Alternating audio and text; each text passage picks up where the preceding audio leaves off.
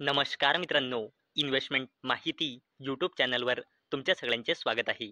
तर मित्रांनो, आजच्या व्हिडिओमध्ये आपण अशा जबरदस्त 5 अपडेट बघणार आहोत, जे अपडेट येणाऱ्या वीकमध्ये फोकसमध्ये राहील. तर चला व्हिडिओ स्टार्ट करूया. तर मित्रांनो, या शुक्रवारी म्हणजे शुक्रवारी मार्केट बंद झाल्यानंतर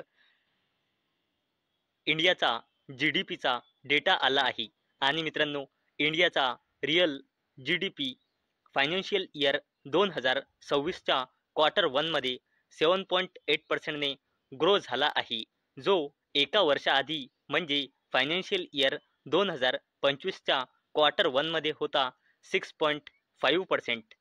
आणि प्रिव्हियस क्वार्टरमध्ये म्हणजे फायनान्शियल इयर 2025च्या क्वार्टर फोरमध्ये GDP ग्रोथ होती 7.4%.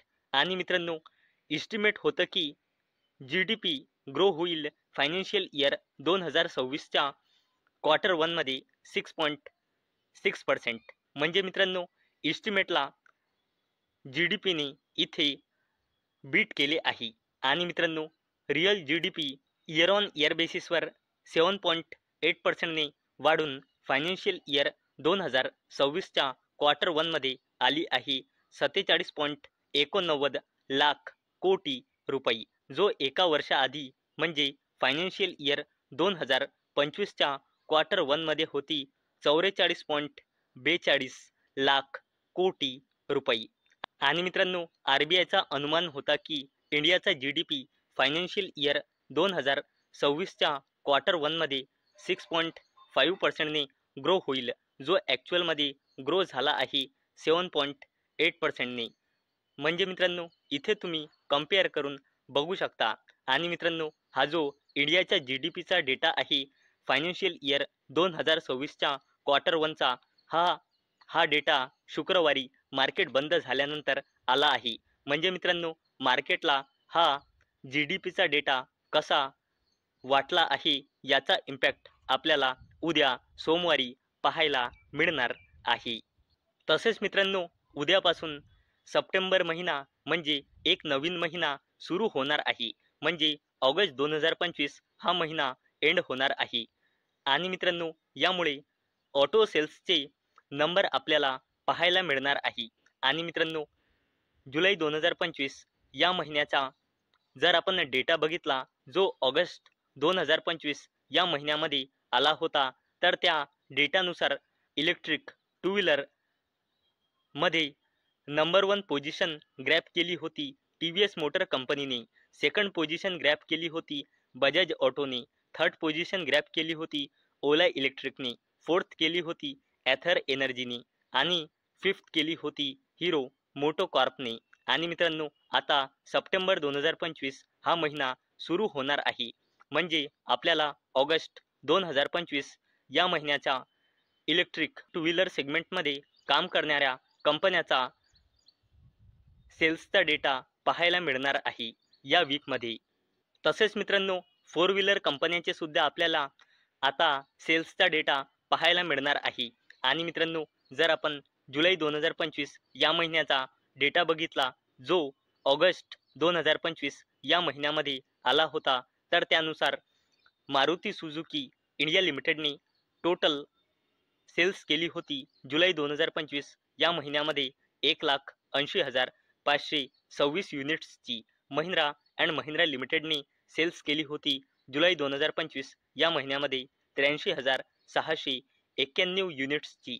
तसेच टाटा मोटर्सने सेल्स केली होती जुलै 2025मध्ये 69,131 युनिट्सची.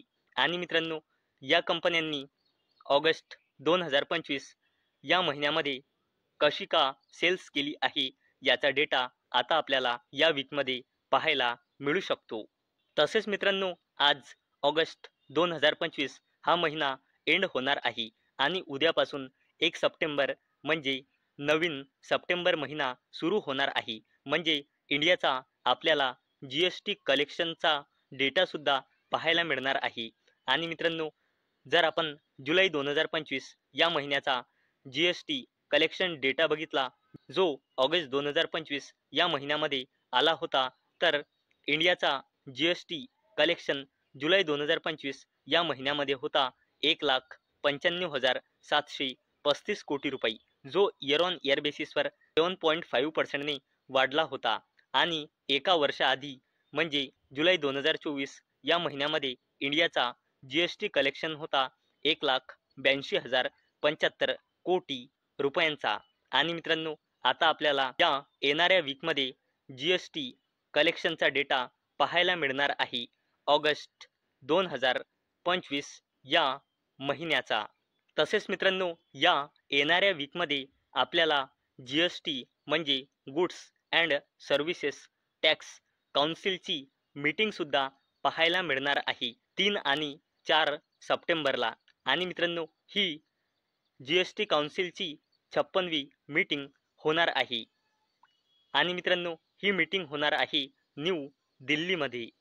मित्रांनो, GST काउन्सिलची जी 56वी मीटिंग आहे, जी होणार आहे 3 आणि 4 सप्टेंबरला, त्या मीटिंगमध्ये खूप अपेक्षा आहे की GST रेट्समध्ये बदल होणार आहे. आणि मित्रांनो, अशी अपेक्षा आहे की हे न्यू GSTचे रेट्स 22 सप्टेंबर 2025 पासून लागू होईल अशी अपेक्षा आहे. आणि मित्रांनो, करंटली GSTचे 4 स्लॅब्स आहे 5%, 12%, 18% आणि 28%. आणि मित्रांनो, अशी अपेक्षा आहे की 5% आणि 18% स्लॅब्स GSTचा स्लॅब्स रिटेन होणार आहे आणि 12 आणि 28 या 2 रेट्स रिमूव्ह होणार आहे GSTच्या स्लॅब्समधून. आणि मित्रांनो, 12% स्लॅबमधल्या 99% ॲटम्स ज्या करंटली 12% स्लॅबमध्ये आहे ते 5% स्लॅबमध्ये जाऊ शकते. तसेच 28%च्या स्लॅबमध्ये असलेल्या 90% गुड्स अँड सर्व्हिसेस 18%च्या स्लॅबमध्ये जाऊ शकते अशी अपेक्षा आहे. म्हणजे मित्रांनो, या 5% आणि 18% या तर आधीच्या 2 GST स्लॅब राहणार आहे. तसेच 1/3 तिसरा स्लॅब्स येणार आहे 40%चा, ज्यामध्ये लक्झरी ॲटम्स आणि हेल्थला डॅमेज करणाऱ्या काही ॲटम या 40%च्या स्लॅबमध्ये इन्क्लूड होऊ शकतात. आणि मित्रांनो, या येणाऱ्या वीकमध्ये FIs आणि DIs डेटावर सुद्धा तुमचा फोकस असायला पाहिजे. आणि मित्रांनो, आज ऑगस्ट 2025 हा महिना एंड झाला आहे. आणि मित्रांनो, पूर्ण ऑगस्ट 2025 या महिन्यामध्ये FIs म्हणजे फॉरेन इन्स्टिट्यूशनल इन्व्हेस्टर्सनी टोटल नेट सेलिंग केली आहे 46,902 कोटी रुपयांची. आणि DIs म्हणजे डोमेस्टिक इन्स्टिट्यूशनल इन्व्हेस्टर्सनी नेट खरेदारी केली आहे 94,828 कोटी रुपयांची. आणि मित्रांनो, जो प्रिव्हियस वीक होता त्यामध्ये सुद्धा मित्रांनो FIsने लगातार सेलिंग केली आहे 2500 कोटी रुपये, 6,500 कोटी रुपये, जवळपास 4,000 कोटी रुपये. आणि इथे 8,25,000 कोटी रुपयांची इथे FIs सेलिंगच करत आहे. आणि दुसरीकडे जर बघितले तर DIs लगातार खरेदारी करत आहे. हा जो डेटा आहे हा मागल्या वीकचा आहे. आणि मित्रांनो, हा जो आपला येणारा वीक आहे त्यामध्ये एकही सुटी नाही. मार्केट 5च्या 5 दिवस सुरू राहणार आहे.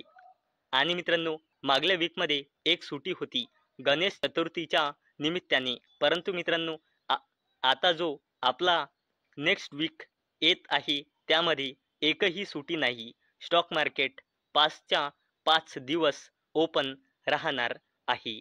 तर मित्रांनो, मला अपेक्षा आहे आजचा आपला व्हिडिओ तुम्हाला इन्फॉर्मेटिव्ह वाटला असेल.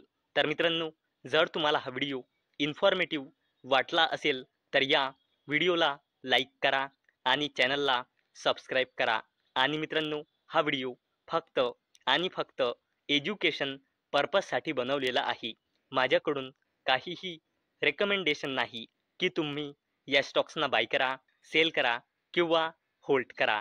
तर चला भेटूया नेक्स्ट व्हिडिओमध्ये. तोपर्यंत टाटा, बाय बाय.